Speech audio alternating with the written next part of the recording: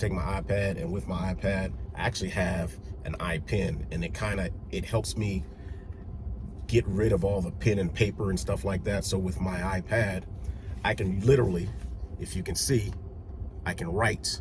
So it's like a little notepad, and you can jot notes and stuff down on your iPad. Also, what I do is when I'm doing these walkthroughs, I video my walkthroughs. I, of course, ask if it's okay.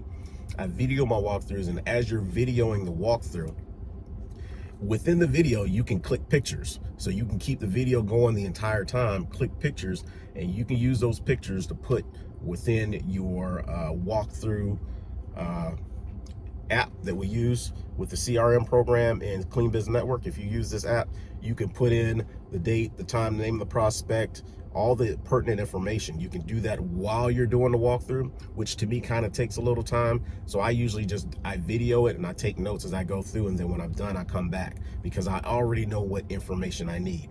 I know that I need the square footage. I know that I need pictures. I know I need to know what type of flooring and stuff it is. I know that already.